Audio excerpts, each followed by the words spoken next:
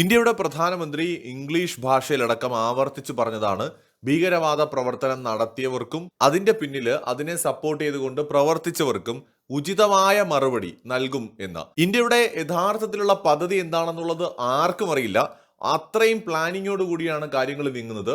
ഇപ്പോ Indus Valley treat നമ്മൾ നിർത്തിയതും അല്ലെങ്കിൽ ഇപ്പോ ഡാം തുറന്നു വിട്ടതും അല്ല. അതായത് അതൊക്കെ ജസ്റ്റ് ഒരു സാമ്പിള് മാത്രമാണെന്നാണ് നമുക്ക് തോന്നുന്നത്. കാരണം ഇന്ത്യൻ നേവിയുടെയും നമ്മുടെ കരസേനയുടെയും ഒക്കെ തന്നെ ചില പോസ്റ്റുകൾ വളരെ വളരെ വളരെ സംശയമുണ്ടാക്കുന്നതാണ്. എന്ന് വെച്ചാൽ ഇന്ത്യ എന്തോ വലിയ കാര്യം ചെയ്യാൻ പോകുന്നു എന്ന പ്രതീതി ഉണ്ടാക്കുന്നതാണ്. പ്രത്യേകിച്ച് ഇപ്പൊ നമ്മുടെ പ്രതിരോധ മന്ത്രിയുമായിട്ട് നമ്മുടെ chief of the army staff കൂടിക്കാഴ്ച നടത്തിയിരിക്കുകയാണ്. അത് മാത്രമല്ല, എസ് ജയശങ്കർ എല്ലാ രാജ്യങ്ങളുമായിട്ടും വിശേഷിച്ച് ഇന്ത്യയുമായിട്ട് അടുത്ത ബന്ധം പുലർത്തുന്ന എല്ലാ രാജ്യങ്ങളുമായിട്ടും വളരെ സീരിയസ് ആയിട്ടുള്ള ചർച്ചകൾ നടത്തുകയാണ്. അംബാസിഡർമാരുമായിട്ടും വിദേശകാര്യമന്ത്രിമാരുമായിട്ടും ഒക്കെ തന്നെ ചർച്ചകൾ നടത്തുകയാണ്.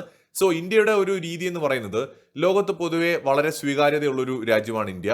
അപ്പൊ അതുകൊണ്ട് തന്നെ ഇന്ത്യ എന്തെങ്കിലും ചെയ്യാൻ പോകുന്നതിന് മുമ്പ് ഞങ്ങളിത് ചെയ്യാണ്, അതിന് കൃത്യമായ കാരണമുണ്ട്. ആ കാരണം എന്താണെന്നത് സുഹൃത്ത് രാജ്യങ്ങളെ ബോധിപ്പിക്കേണ്ടതായിട്ടുണ്ട്. അപ്പൊ നമുക്ക് ഒരുപാട് നമ്മൾ ഈ സോഷ്യൽ കമ്മിറ്റ്മെന്റ് എന്നൊക്കെ പറയുന്നത് പോലെ ലോകത്തോട് നമ്മുടെ രാജ്യത്തിന് ഒരു കമ്മിറ്റ്മെന്റ് ഉണ്ട്, ലോക രാജ്യങ്ങളോട്. കാരണം നമ്മളെ സപ്പോർട്ട് ചെയ്യുന്ന കുറെ രാജ്യങ്ങളുണ്ട്. അപ്പോൾ അവരെ നമുക്ക് ബോധ്യപ്പെടുത്തേണ്ടതായിട്ടുണ്ട്. നമുക്ക് എന്താണ് നമ്മുടെ രാജ്യത്ത് ഉണ്ടായത്, ആരാണ് അതിന്റെ പുറകില്, എന്തുകൊണ്ടാണ് നമ്മൾ പാകിസ്ഥാൻ എന്ന് പറയുന്ന രാജ്യത്തിനെ സംശയിക്കുന്നത്, ഈ കാര്യങ്ങളെല്ലാം തന്നെ ബോധ്യപ്പെടുത്തേണ്ടതായിട്ടുണ്ട്. അപ്പൊ ഇത് നമ്മുടെ എസ് ജയശങ്കർ തുടരുകയാണ്. വളരെ പ്രധാനപ്പെട്ട രാജ്യങ്ങളുടെ ഭരണാധികാരികൾ നമ്മുടെ പ്രധാനമന്ത്രിയെ ഫോണിൽ വിളിച്ച് സംസാരിക്കുകയും ചെയ്തിട്ടുണ്ട്. ഇതിനിടയിൽ ഇന്ത്യൻ നേവിയുടെ ചില പരിശീലന പ്രവർത്തികൾ അല്ലെങ്കിൽ ഇന്ത്യൻ നേവിയുടെ വളരെ സീരിയസ് ആയിട്ടുള്ള ചില പരിശീലനവുമായി ബന്ധപ്പെട്ടുള്ള വീഡിയോകളും അവരുടെ ചില പോസ്റ്റുകളും എന്തിനും റെഡിയാണെന്ന് പറഞ്ഞുകൊണ്ടുള്ള പോസ്റ്റുകളും വന്നിട്ടുണ്ട്. ഇന്ത്യൻ നേവി നമ്മുടെ യുദ്ധ കപ്പലുകളിൽ നിന്ന് ബ്രഹ്മോസ് ഉൾപ്പെടെയുള്ള മിസൈലുകൾ പരീക്ഷിച്ചതായിട്ടുള്ള ദൃശ്യങ്ങളും ഇപ്പോൾ വന്നിട്ടുണ്ട്. എന്ന് വെച്ചാൽ ഇന്ത്യ സർവ്വസജ്ജമായിട്ട് നിൽക്കുകയാണ്. സാധാരണ രീതിയിൽ കാണാത്ത തരത്തിലുള്ള ചില ഒരുക്കങ്ങൾ ഇന്ത്യൻ സൈന്യത്തിന്റെ ഭാഗത്ത് കാണാനായിട്ട് കഴിയുന്നുണ്ട്. Power in unity, presence with purpose എന്ന് പറഞ്ഞുകൊണ്ട് mission ready anytime anywhere anyhow എന്ന് പറഞ്ഞുകൊണ്ട് നമ്മുടെ യുദ്ധക്കപ്പലുകൾ നിരനിരയായിട്ട് നിർത്തിയിരിക്കുന്ന ഒരു ഫോട്ടോ ഇന്ത്യൻ നേവി പങ്കുവച്ചിട്ടുണ്ട്. സാധാരണ രീതിയിൽ അങ്ങനെയൊന്നും ഇല്ലാത്തതാണ്. അപ്പോൾ എന്തോ പ്ലാൻ ചെയ്യുന്നു എന്ന സൂചനയാണ് കാണുന്നത്. അല്ലാതെ വെറുതെ ഇതൊന്നും ചെയ്യേണ്ട കാര്യം നമ്മുടെ നേവിക്കില്ല. 7 മണിക്കൂർ മുമ്പ് ഇന്ത്യൻ നേവി ചില ദൃശ്യങ്ങൾ കൂടി പങ്കുവച്ചിട്ടുണ്ട്. സ്പോക്ക് പേഴ്സൺ ഓഫ് നേവിയാണ് പങ്കുവച്ചിരിക്കുന്നത്. അതിലാണ് കുറെ വീഡിയോ ദൃശ്യങ്ങൾ ഉൾപ്പെടെ, എന്ന് വെച്ചാൽ മിസൈലുകൾ ഫയർ ചെയ്യുന്ന വീഡിയോ ദൃശ്യങ്ങൾ ഉൾപ്പെടെ പങ്കുവച്ചിട്ടുള്ളത്. സോ അതായത് നമ്മുടെ സൈന്യം പ്രിപ്പയർ ആയിട്ട് നിൽക്കുന്നത് പാകിസ്ഥാനെ നേരിടാൻ വേണ്ടിയിട്ടാണോ, അല്ലെങ്കിൽ പാകിസ്ഥാനിലേക്ക് വലിയൊരു ആക്രമണം ഇന്ത്യ നടത്താൻ ഒരുങ്ങുകയാണോ നമുക്കറിയില്ല. പക്ഷേ പോസിബിലിറ്റീസ് നോക്കുകയാണെങ്കിൽ വേണമെങ്കിൽ LOCയിൽ ഒരു നീക്കം നടക്കാം. എന്ന് വെച്ചാൽ നമുക്കറിയാമല്ലോ, പാക് അധീന കാശ്മീരിൽ നിന്നുകൊണ്ടാണ് ഭീകരവാദ ഗ്രൂപ്പുകളൊക്കെ പ്രവർത്തിക്കുന്നത്. അപ്പോൾ അവിടെ സ്വാഭാവികമായിട്ടും ചിലപ്പോൾ നേവിയും എയർഫോഴ്സും തുടക്കത്തിൽ ഇൻവോൾവ് ആവണമെന്നുമില്ല. എന്നാൽ റെഡിയായി നിൽക്കേണ്ടതുണ്ട്. ഇപ്പൊ നമുക്കറിയാമല്ലോ, കറാച്ചിയിലാണ് പാകിസ്ഥാൻ നേവിയുടെ എല്ലാ തരത്തിലുള്ള ഫെസിലിറ്റീസും ഉള്ളത്. സോ അവിടെ നിന്ന് ഇന്ത്യയുടെ ഭാഗത്തേക്ക് ഒരു നീക്കങ്ങളും പാകിസ്ഥാൻ നടത്തുന്നില്ല എന്ന് ഉറപ്പുവരുത്താനായിട്ട് ഉള്ള തയ്യാറെടുപ്പായിരിക്കാം ചിലപ്പോൾ നേവിയുടെ ഭാഗത്തുണ്ടാവുന്നത്. എയർഫോഴ്സ് എല്ലാ തരത്തിലും റെഡി ആയിട്ട് നിൽക്കുന്നുണ്ടാവാം. എല്ലാ ഭാഗങ്ങളും തയ്യാറെടുത്തതിന് ശേഷം ചിലപ്പോൾ ഇന്ത്യ പ്ലാൻ ചെയ്യുന്നത് LOCയിൽ ഒരു ഓപ്പറേഷനാണ്. കാരണം കഴിഞ്ഞ നാളുകളിൽ രാജ്നാഥ് സിംഗിന്റെ സ്റ്റേറ്റ്മെന്റുകളാണെങ്കിലും എസ് ജയശങ്കറിന്റെ സ്റ്റേറ്റ്മെന്റുകളുണ്ട്. എന്ന് വെച്ചാൽ അദ്ദേഹം പറയുന്നുണ്ട് വളരെ വളരെയധികം അന്യായമാണ്. എന്ന് വെച്ചാൽ ഇന്ത്യയാണ് UN പോയിട്ട് അന്ന് നെഹ്റുവിന്റെ കാലത്ത് പറയുന്നത് പാകിസ്ഥാൻ നമ്മുടെ ഭൂപ്രദേശം അനധികൃതമായിട്ട് കൈവശപ്പെടുത്തിയെന്ന്. ആ സമയത്ത് ഇന്ത്യക്കാണ് നീതി കിട്ടേണ്ടത്. എന്നാൽ അത് വെറും ഒരു തർക്കമായി മാത്രമാണ് അന്ന് തൊട്ട് ഇങ്ങോട്ട് UN പരിഗണിച്ചിട്ടുള്ളത്. എങ്ങനെയാണ് ഒരു പരാതിക്കാരനും പ്രതിയും ഒരേപോലെ ഒരു വിഷയത്തിൽ ട്രീറ്റ് ചെയ്യപ്പെടുന്നത്? ഇവിടെ ഇന്ത്യ പരാതിക്കാരനായിരുന്നു, മറ്റേ പാകിസ്ഥാൻ എന്ന് പറയുന്നത് ഒരു കുറ്റവാളിയാണ്. അവർക്ക് ഒരിക്കലും ഒരേപോലത്തെ ഒരു രീതിയിൽ അവരെ ട്രീറ്റ് ചെയ്യാൻ പറ്റില്ല. കുറ്റവാളിയെ കുറ്റവാളിയായിട്ട് തന്നെ കാണണം, അവിടെ പരാതിക്കാരന് നീതി ലഭിക്കണം. ഇവിടെ പരാതിയും പറഞ്ഞു പോയാൽ നമുക്ക് നീതി ലഭിച്ചില്ല എന്ന് മാത്രമല്ല, നമ്മുടെ പരാതി ഒരു തർക്കം മാത്രമായിട്ട്, രണ്ടുപേർ തമ്മിലുള്ള വെറും ഒരു തർക്കമായി മാത്രം UN എന്നും പരിഗണിക്കുകയും ചെയ്തു.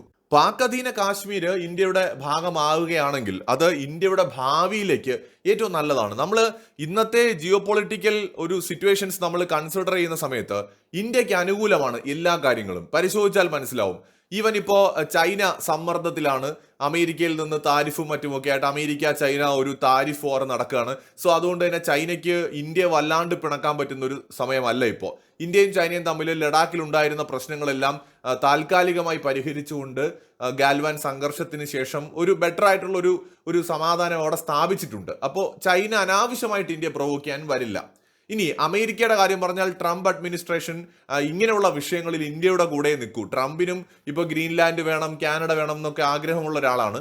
അപ്പൊ ഇന്ത്യയുടെ ഭാഗത്ത് ന്യായമുണ്ടെന്ന് തോന്നിയ ട്രംപ് ഒരിക്കലും ഈ ഡെമോക്രാറ്റുകളെ പോലെ കാലുവാരില്ല. അദ്ദേഹം കുറഞ്ഞ പക്ഷം ഇന്ത്യയെ എതിർക്കാതിരിക്കാനെങ്കിലും ശ്രദ്ധിക്കും. ഇന്ത്യയെ സപ്പോർട്ട് ചെയ്തില്ല എങ്കിൽ പോലും. പക്ഷേ ഇപ്പൊ ട്രംപ് ഇന്ത്യയെ സപ്പോർട്ട് ചെയ്യുമെന്ന് പറഞ്ഞിട്ടുണ്ട്. എങ്കിലും ഞാൻ പറയുവാണ്, ഒരു പക്ഷേ അദ്ദേഹം എതിർക്കാതെങ്കിലും ഇരിക്കും. മറ്റേ ഡെമോക്രാറ്റുകൾ ചെയ്യുന്ന ഉടായ്പ് കാണിക്കില്ല. അപ്പോൾ ട്രംപ് ഇപ്പോൾ അവിടെ ഇരിക്കുന്ന ഒരു 4 വർഷം ഇന്ത്യക്ക് തൽക്കാലം വേറെ പ്രശ്നമൊന്നും വരാനില്ല. ഇനി റഷ്യയുടെ കാര്യം പറയുകയും വേണ്ട. ഓൾറെഡി നമ്മൾ റഷ്യ യുക്രൈൻ യുദ്ധത്തിൽ അവരെ സഹായിച്ചതുകൊണ്ട്, എണ്ണ വാങ്ങിയും അല്ലെങ്കിൽ മറ്റു പല രീതിയിലും റഷ്യ UN അടക്കം സപ്പോർട്ട് ചെയ്തുകൊണ്ട് ഒരിക്കലും 1% പോലും റഷ്യ ഇപ്പോൾ പാകിസ്ഥാനെ ഒന്ന് ബോധ്യപ്പെടുത്താൻ പോലും ഇന്ത്യക്കെതിരായിട്ടുള്ള ഒരു സ്റ്റാൻഡ് എടുക്കില്ല. യൂറോപ്പിന്റെ കാര്യം പറഞ്ഞാൽ അമേരിക്ക കൈവിട്ട ഒരവസ്ഥയാണ് യൂറോപ്പിന്. അപ്പോൾ റഷ്യ കൂടുതൽ ആക്രമണം നടത്തുമോ എന്നുള്ള ഭയമുണ്ട്. ഇന്ത്യയുമായിട്ടുള്ള ബന്ധം ശക്തമാക്കണമെന്നാണ് യൂറോപ്പ് ആഗ്രഹിക്കുന്നത്. അതുകൊണ്ട് അവരും ഇന്ത്യയെ അനാവശ്യമായിട്ട് ചൊറിയാൻ വരില്ല. പ്രത്യേകിച്ച് തീവ്രവാദത്തിനെതിരെ യൂറോപ്പിലും ശക്തമായൊരു വികാരമുണ്ട്. ഇക്കഴിഞ്ഞ ക്രിസ്മസിലടക്കം യൂറോപ്പിൽ ഈ തീവ്രവാദ പ്രവർത്തനങ്ങൾ നടന്നതുകൊണ്ട് യൂറോപ്പിലെ ജനങ്ങൾ ഒരിക്കലും ഇന്ത്യയെ കുറ്റപ്പെടുത്താൻ പോകുന്നില്ല. അതുകൊണ്ട് തന്നെ യൂറോപ്പിലെ ഭരണാധികാരികൾക്കും വലിയ ബാധ്യത ഇക്കാര്യത്തിലില്ല. ഫ്രാൻസും ഇന്ത്യയും തമ്മിൽ ഉള്ള പ്രത്യേക ബന്ധം, ഇറ്റലിയും ഇന്ത്യയും തമ്മിലുള്ള ബന്ധം, ഇതൊക്കെ തന്നെ യൂറോപ്യൻ യൂണിയൻ ഈ വിഷയത്തിൽ മിതത്വം പാലിക്കുന്നതിന് കാരണമാകും. ചുരുക്കി പറഞ്ഞാൽ ഇപ്പോൾ ഓസ്ട്രേലിയ, ജപ്പാൻ തുടങ്ങിയ പ്രധാന രാജ്യങ്ങൾ എടുത്താലും ലോകത്തെ മെജോറിറ്റി പവർഫുൾ ആയിട്ടുള്ള രാജ്യങ്ങളും ഇന്ത്യയുമായിട്ട് ഒരു രമ്യതയിൽ പോകുന്ന ഒരു സമയമാണ്. നമുക്കങ്ങനെ വലിയ ഉടക്കൊന്നും ആരുമായിട്ടുമില്ല. ഗൾഫ് രാജ്യങ്ങൾ പോലും UAEയും സൗദിയും ഉൾപ്പെടെ ഇന്ത്യയുമായിട്ട് സഹകരിക്കുന്ന ഒരു സമയമാണ്. സോ നമ്മളെ സംബന്ധിച്ചിടത്തോളം ഒരു ഗോൾഡൻ ഓപ്പർച്യൂണിറ്റിയാണ് ഈ കാലഘട്ടം എന്ന് പറയുന്നത്. ഇപ്പോൾ പാക് അധീന കാശ്മീർ പിടിച്ചെടുക്കണമെങ്കിൽ. അപ്പോൾ ഈ ഒരു സന്ദർഭത്തിൽ നോക്കുമ്പോൾ ഇന്ത്യയിൽ വീണ്ടും ഭീകരാക്രമണം നടത്തി പാകിസ്ഥാൻ തന്നെ ഇന്ത്യയുമായിട്ട് ഒരു പ്രശ്നം ഉണ്ടാക്കാൻ ശ്രമിക്കുമ്പോൾ തീർച്ചയായിട്ടും യുദ്ധം എപ്പോഴും നഷ്ടങ്ങൾ ഉണ്ടാക്കുന്ന ഒന്നാണെങ്കിലും ചില കാര്യങ്ങൾ ലോങ് ടേമിലേക്ക് നമ്മുടെ രാജ്യത്തിന്റെ സുരക്ഷയ്ക്കും നിലനിൽപ്പിനും ഒക്കെ ചെയ്യേണ്ടതാണ്. അത് ഇന്ത്യ ചെയ്യുമോ എന്ന് നമുക്ക് നോക്കാം. ചെയ്യുമെങ്കിൽ നല്ലതാണ്. എന്ന് വെച്ചാൽ ഒരുപാട് രക്തച്ചൊരിച്ചിലില്ലാതെ പാക് അധീന കാശ്മീർ ഇന്ത്യയുടെ ഭാഗമായാൽ നല്ലതാണ്. ഇത് പറയുമ്പോൾ പലർക്കും ഇതിന്റെ കാരണം മനസ്സിലാവുന്നില്ല. നോക്കൂ, പാക് അധീന കാശ്മീർ ഇന്ത്യയുടെ ഭാഗമല്ലാത്തത് കൊണ്ടാണ് ഇവിടെ വീണ്ടും വീണ്ടും ഈ ഭീകരാക്രമണങ്ങൾ നടക്കുന്നത്. പാക് അധീന കാശ്മീരിനെ ഒരു ബഫർ സോൺ ആയിട്ടാണ് പാകിസ്ഥാൻ യൂസ് ചെയ്യുന്നത്. പാകിസ്ഥാന്റെ മെയിൻ ലാൻഡിൽ നിന്ന് അവർ തീവ്രവാദം ഇന്ത്യയിലേക്ക് നടത്താത്തത് അവിടേക്ക് അടി കിട്ടുമെന്ന് അറിയാവുന്നതുകൊണ്ടാണ്. അതുകൊണ്ടാണ് രാജസ്ഥാനിൽ ഭീകരവാദ പ്രവർത്തനം കുറയുന്നത്, അല്ലെങ്കിൽ ഇല്ലാത്തത്, ഗുജറാത്തിൽ ഇല്ലാത്തത്. എന്നാൽ അത് കശ്മീരിലേക്ക് വരുമ്പോൾ ഉണ്ട്. കാരണം കാശ്മീരിലാണ് പാകിസ്ഥാനും ഇന്ത്യക്കും ഇടയിൽ ഒരു ബഫർ സോൺ ആയിട്ട് പാകിസ്ഥാൻ അധീന കാശ്മീർ കിടക്കുന്നത്. മറ്റൊന്നെന്ന് പറയുന്നത്, നമുക്ക് സെൻട്രൽ ഏഷ്യയിലേക്ക് നമുക്ക് ഉറപ്പായിട്ടും ഒരു കണക്ഷൻ കിട്ടും. പാക് അധീന കാശ്മീർ നമ്മുടെ നിയന്ത്രണത്തിലായാൽ നമ്മുടെ വ്യാപാര സ്വപ്നങ്ങൾക്ക് സെൻട്രൽ ഏഷ്യയിലേക്ക് ചരക്ക് നീക്കം എളുപ്പമാക്കുന്നതിനൊക്കെ അത് ഗുണം ചെയ്യും. ഈവൻ റഷ്യയ്ക്ക് പോലും സന്തോഷമാണ് പാക് അധീന കാശ്മീർ ഇന്ത്യയുടെ ഭാഗമാവുന്നത്. എന്തുകൊണ്ടാണെന്ന് വെച്ചാൽ റഷ്യയിൽ നിന്ന് എണ്ണയായിക്കോട്ടെ, അല്ലെങ്കിൽ അസംസ്കൃത വസ്തുക്കളായിക്കോട്ടെ, അല്ലെങ്കിൽ അവിടെയുള്ള ഏതെങ്കിലും വിലപ്പെട്ട മെറ്റൽസോ മിനറൽസോ എന്താണെങ്കിലും നമുക്ക് അവിടെ നിന്ന് ഇങ്ങോട്ട് കൊണ്ടുവരാൻ, റെയർ എർത്ത് എലമെന്റ്സ് ഉൾപ്പെടെ ഇങ്ങോട്ട് കൊണ്ടുവരാനായിട്ട് നമുക്ക് അവിടെ നിന്ന് കരമാർഗം സാധിക്കും. ഇപ്പൊ നമ്മൾ റഷ്യയിൽ നിന്ന് ചരക്ക് നീക്കുന്നത് വളരെ ചുറ്റിക്കറങ്ങിയൊക്കെയാണ്. എന്നാൽ നമുക്ക് പാക് അധീന കാശ്മീർ നിയന്ത്രണത്തിൽ വന്നു കഴിഞ്ഞാൽ സെൻട്രൽ ഏഷ്യയുമായിട്ട് റഷ്യയുമായിട്ട് കണക്ട് ചെയ്യാൻ വളരെ എളുപ്പമാണ്. അപ്പൊ ഇങ്ങനെ ഒരുപാട് കാര്യങ്ങൾ ഇതിന്റെ പുറകിലുണ്ട്.